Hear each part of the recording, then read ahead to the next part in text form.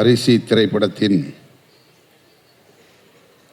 இரட்டை நாயகர்கள் எழுச்சி நாயகன் சமுத்திரக்கனி அவர்களே, சமத்துவ நாயகன் அண்ணன் இரா முத்தரசன் அவர்களே, இயக்குனர் விஜயகுமார் அவர்களே மற்றும்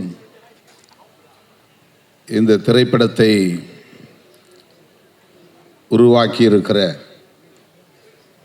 கலைஞர்களே, தொழில்நுட்ப வல்லுநர்களே, விழாவில் பங்கேற்று பாடலை வெளியிட்டு வாழ்த்தி விடைபெற்று சென்றிருக்கிற நமது துணை முதலமைச்சர் அன்பு இளவல் உதயநிதி ஸ்டாலின் அவர்களே, மேடையில் அமர்ந்திருக்கும் தலைவர் பெருமக்களே, கூடியிருக்கும் தமிழ் சொந்தங்களே, அனைவருக்கும் எனது பணிவு கலந்த வணக்கத்தை தெரிவித்துக் கொள்கிறேன். அடுத்தடுத்து ஒவ்வொருவருக்கும் பல்வேறு நிகழ்ச்சிகள் உள்ளன. நானும் ஒப்புக்கொண்ட நிகழ்ச்சிகளுக்கு செல்ல வேண்டும் என்கிற பதற்றத்தில் உங்கள் முன்னால் நிற்கிறேன். அண்ணன் அவர்களை திரையில் பார்க்கிற போது மிகுந்த மகிழ்ச்சி. அவர் ஒரு நடிகராக இல்லாமல் இயல்பாக ஒரு உழவராக, விவசாயியாக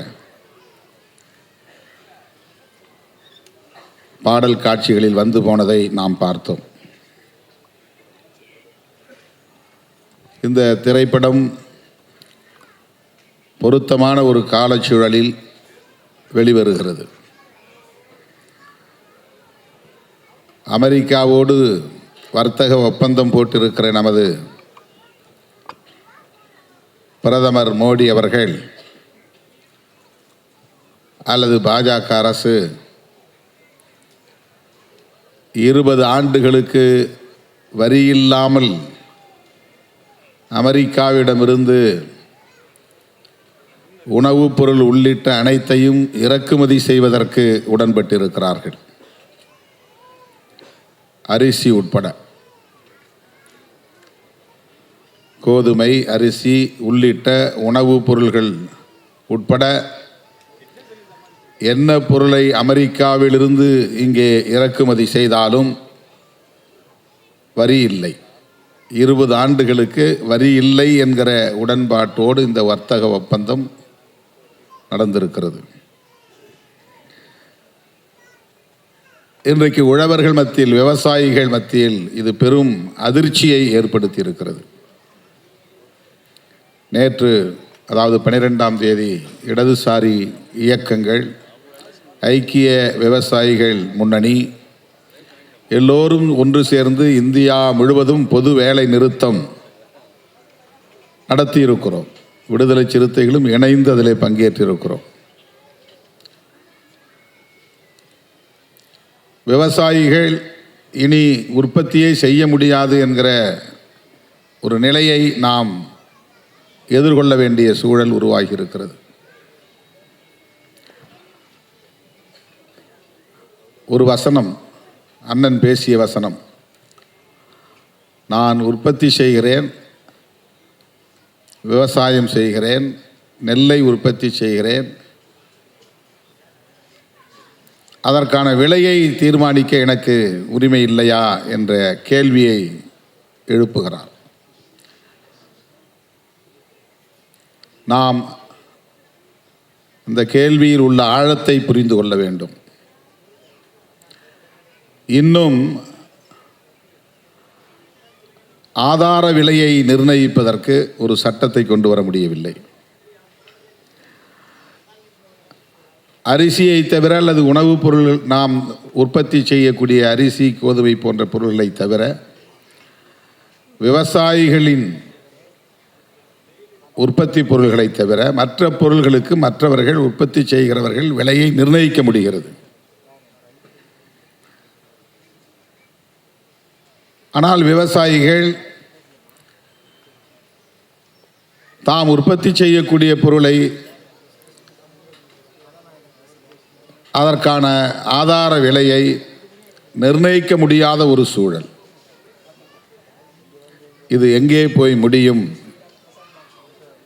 விவசாய உற்பத்தி எதிர்காலத்தில் என்னவாக இருக்க போகிறது என்கிற அச்சத்தை நமக்கு ஏற்படுத்தி இருக்கிறது. பெரும்பாலான நிலங்கள் தரிசு நிலங்களாக மாறி வருகின்றன. சென்னை போன்ற பெருநகரங்களை ஒட்டி இருந்த பயிர் நிலங்கள் முழுவதும் இன்றைக்கு கார்ப்பரேட்டுகளுக்கு தாரை வார்க்கப்படுகின்றன. தொழில் வளர்ச்சி என்கிற பெயரில், ரியல் எஸ்டேட் என்கிற பெயரில் விவசாய நிலங்கள் அனைத்தும் இப்போது பிளாட்டுகளாக மாறிக்கொண்டிருக்கின்றன. நமக்கான தேவைக்கு நாமே உற்பத்தி செய்யக்கூடிய நிலை அருகி வருகிறது. ஒரு காலத்தில் நமக்கான காய்கறிகளை நம்மூர் சந்தையில், உள்ளூர் சந்தையில் நம்மால் பெற முடிந்தது. கம்பு, சோளம், வரகு போன்ற நமக்கான தானியங்களை நம்மால் உற்பத்தி செய்ய முடிந்தது.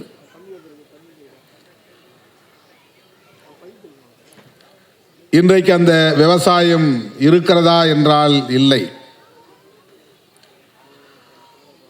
நம்முடைய வீட்டில் இருக்கிற ஆடு மாடுகள் கழிவுகளை, சாணம், ஆட்டு புழுக்கை போன்றவற்றை சேமித்து வைத்து அவற்றை எருவாக மாற்றி விவசாயத்திற்கு நிலத்தை பண்படுத்துவதற்கு நாம் பயன்படுத்திய காலம் உண்டு. அரசாங்கம் நம்மை இதைத்தான் பயிர் செய்ய வேண்டும் என்று வற்புறுத்திய நிலை அப்போது இல்லை. ஆனால் இப்போது உலக சந்தைக்கான உற்பத்தி செய்ய வேண்டும் என்று விவசாயிகள் நிர்பந்திக்கப்படுகிறார்கள். கரும்பு உற்பத்தி, மக்காச்சோளம் உற்பத்தி,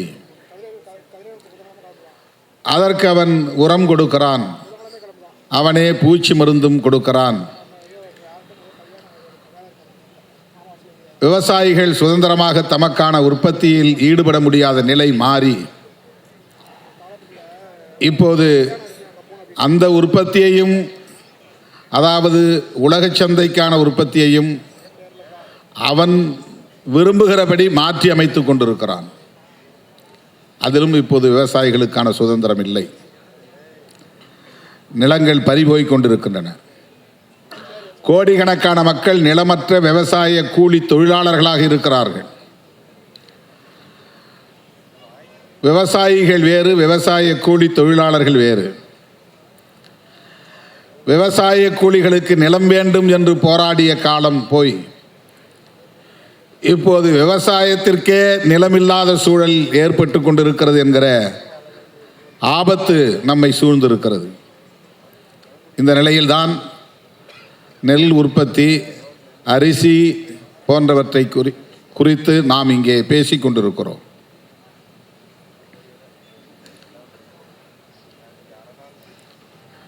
விவசாயம் பாழ்பட்டு போனால்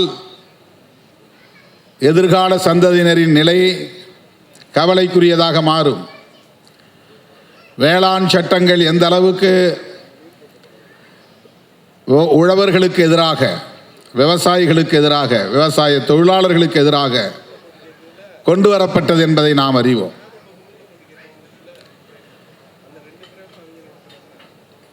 டெல்லியை சுற்றியுள்ள மாநிலங்களை சார்ந்த விவசாய பெருங்குடி மக்கள், குறிப்பாக இடதுசாரி அரசியலால் ஈர்க்க பெற்ற விவசாய இயக்கங்கள் தான் உறுதியாக நின்று போராடின. ஓராண்டுக்கு மேலாக தொடர்ந்து போராடி அந்த சட்டங்களை திரும்ப பெற வைக்கக்கூடிய சூழல் அரசியல் நிர்பந்தத்தின் காரணமாக உருவானது. பஞ்சாப், ஹரியானா போன்ற மாநிலங்களுக்கு அப்போது சட்டமன்ற பொது தேர்தல் வராமல் இருந்திருந்தால் கூட அந்த சட்டங்களை அவர்கள் திரும்ப பெற்றிருக்க மாட்டார்கள். ஆனால் விவசாய சட்டங்களை திரும்ப பெற்ற அரசு தொழிலாளர்களுக்கான சட்டங்களை, தொகுப்பு சட்டங்களை இன்னும் திரும்ப பெறவில்லை. 44 சட்டங்கள் இருந்தன. அவற்றையெல்லாம் 4 சட்டங்களாக தொகுத்து விட்டார்கள். தொழிலாளர்கள் சங்கம் அமைக்க முடியாத நிலை, தங்களுக்கான ஊதியத்தை கூலியை கோரிக்கைகளாக வைக்க முடியாத நிலை, இதுவெல்லாம் எங்கே போய் முடியும் என்று கவலை அதிகரிக்கிறது. இப்படிப்பட்ட ஒரு சூழலில் ஒரு இடதுசாரி இயக்கத்தின் தலைவர் மக்களோடு மக்களாக களத்தில் நின்று போராடி அந்த மக்களுக்காக தம் வாழ்வை ஒப்படைத்து கொண்ட ஒரு தலைவர் இன்றைக்கு திரைத்துறையிலே தோன்றியிருக்கிறார். ஒரு நாயகனாக பாத்திரமேற்றிருக்கிறார் என்பது வெறும் திரை கவர்ச்சியான ஒரு அணுகுமுறை அல்ல, திரை கவர்ச்சிக்கான ஒரு அணுகுமுறை அல்ல. அதிலும் ஒரு அரசியல், நமக்கான அரசியல், இடதுசாரி அரசியல் விவாதிக்கப்படுவதற்கான தேவையை உணர்ந்து அவர் அதில் அடியெடுத்து வைத்திருக்கிறார் என்று நான் நம்புகிறேன். சமுத்திரக்கனி அவர்கள் பேசியதைப் போல இடதுசாரிகள் கலைத்துறையை நல்ல முறையில் பயன்படுத்தி கொள்ள வேண்டும் என்பதை நான் வழிமொழிகிறேன். இன்னும் அதிலே தீவிரம் காட்ட வேண்டிய தேவை இருக்கிறது. இந்தியாவில் எந்த மாநிலத்திலும் இல்லாத ஒன்று தமிழ்நாட்டிலே அரசியல் துறையும் கலைத்துறையும் பின்னி பிணைந்ததாக இருக்கிறது. தனக்கான முதலமைச்சரை திரையில் தேடுகிறவனாக தமிழன் இருக்கிறான் என்று நாம் பேசுவதை பார்க்கிறோம். இங்கே கருத்தியலுக்கு, போராட்டங்களுக்கு, தியாகங்களுக்கு, முற்போக்கு சிந்தனைகளுக்கு தரப்படுகிற முக்கியத்துவத்தை விட இத்தனை கோடி வருமானம் வரும் அந்த வருமானத்தையும் விட்டுவிட்டு அரசியலுக்கு வந்திருக்கிறார் எங்கள் தலைவர் என்று சொல்லக்கூடிய நிலை தமிழகத்திலே இருக்கிறது. திரைப்படத்துறையிலே வருமானத்தை விட்டுவிட்டு அரசியலுக்கு வந்து விட்டார். ஆகவே அவரை முதலமைச்சராக்க வேண்டும். ஊர் ஊராய் செல்ல வேண்டாம், மக்களுக்காக போராட வேண்டாம், வழக்குகளை சுமக்க வேண்டாம், தடியடி வாங்க வேண்டாம், சிறைச்சாலை செல்ல வேண்டாம், ஏகம் எதுவும் செய்ய வேண்டாம். திரையில் தோன்றினால் தமிழ்நாட்டின் முதலமைச்சராகிவிட முடியும். இது இந்தியாவில் எந்த மாநிலத்திலும் இல்லாத ஒரு நிலை. எல்லா மாநிலங்களிலும் திரைக்கலைஞர்கள் இருக்கிறார்கள், இயக்குநர்கள் இருக்கிறார்கள், சூப்பர் ஸ்டார்கள் இருக்கிறார்கள். அமிதாப் பச்சன் இந்தியாவிலேயே ஒரு புகழ்பெற்ற சூப்பர் ஸ்டார் தான். ஆனால் அவர் முதலமைச்சராக ஆசைப்பட்டதில்லை. கேரளாவிலே அப்படி பல சூப்பர் ஸ்டார்கள் உண்டு, மம்முட்டி போன்றவர்கள். அவர்கள் முதலமைச்சராக ஆசைப்பட்டதில்லை. ஆந்திராவிலும் உண்டு, கர்நாடகாவிலும் உண்டு. ஆனால் இந்தியாவில் மட்டும்தான் ஒரு படத்தில் நடித்தால் போதும் அடுத்து முதலமைச்சராகலாம் என்கிற நிலை.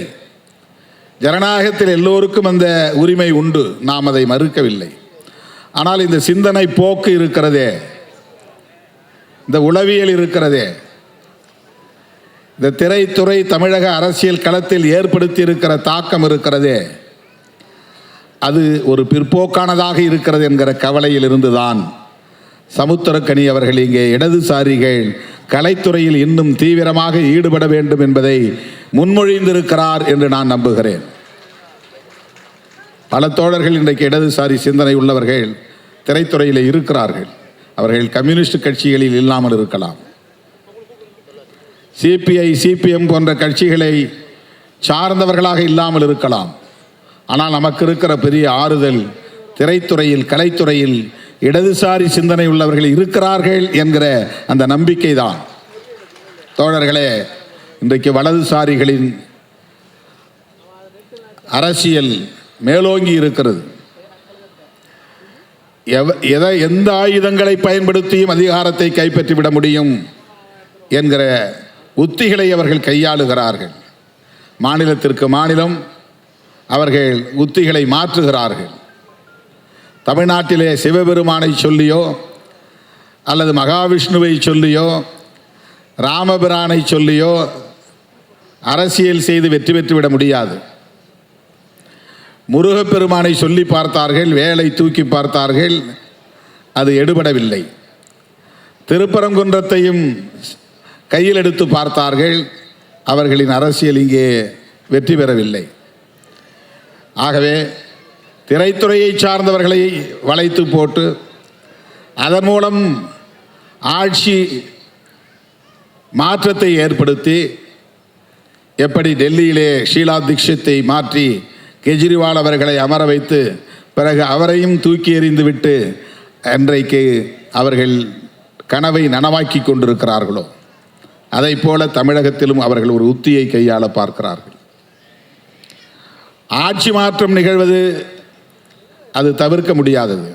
இன்றைக்கு வரும், நாளைக்கு போகும்.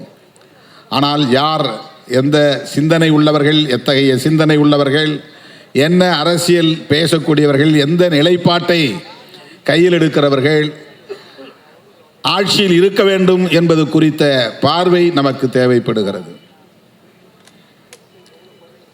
வலதுசாரிகளின் கை நாளுக்கு நாள் வலுப்பெற்று வருவது ஒட்டுமொத்த தேசத்திற்கே தீங்கு விளைவிப்பதாகும்.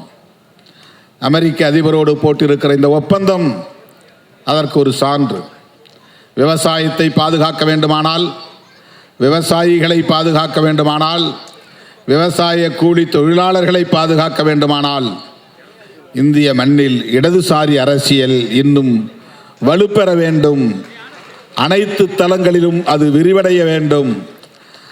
தமிழ்நாட்டில் அது திராவிடம் என்கிற பெயரில் இயங்குகிறது என்பதால் தான் இடதுசாரிகள் திராவிட கட்சிகளோடு, குறிப்பாக இன்றைக்கு மதசார்பற்ற முற்போக்கு கூட்டணியில் இடம்பெற்று இயங்கி வருவதை நாம் பார்க்கிறோம்.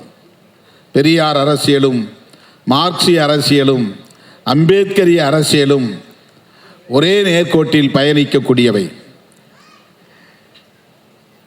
முதன்மைப்படுத்துவதிலே முரண்பாடுகள் இருக்கலாம், எந்த அரசியலை முதன்மைப்படுத்துவது என்பதிலே முரண்பாடுகள் இருக்கலாம். ஆனால் இவை அனைத்தும் இடதுசாரி அரசியல்தான். எனவே நாம் அந்த புரிதலோடு திரைத்துறையையும் கையாளுவோம் என்கிற நம்பிக்கையில்தான் அண்ணன் முத்தரசன் அவர்கள் இன்றைக்கு ஒரு நாயகனாக இந்த திரைப்படத்தில் தோன்றியிருக்கிறார் என்று நம்புகிறேன். அவர் இந்திய கம்யூனிஸ்ட் கட்சியின் மாநில செயலாளராக பொறுப்பேற்ற காலத்தில் மக்கள் நல கூட்டணி அமைந்த சூழலில் அவரோடு நெருக்கமாக நின்று பணியாற்றக்கூடிய வாய்ப்பை பெற்றவன். அவர் இன்றைக்கு கலைத்துறையிலும் அடியெடுத்து வைத்திருக்கிறார் என்றால் இந்த கலைத்துறையை இடதுசாரி மயப்படுத்துவதில் அவருக்கு ஒரு பொறுப்பு இருக்கிறது, பங்கு இருக்கிறது என்பதை நானும் உணர்கிறேன். அவருக்கு என்னுடைய வாழ்த்துக்கள். இந்த திரைப்படத்தை இயக்கியிருக்கிற இயக்குனர் விஜயகுமார் அவர்களுக்கு என்னுடைய வாழ்த்துக்கள்.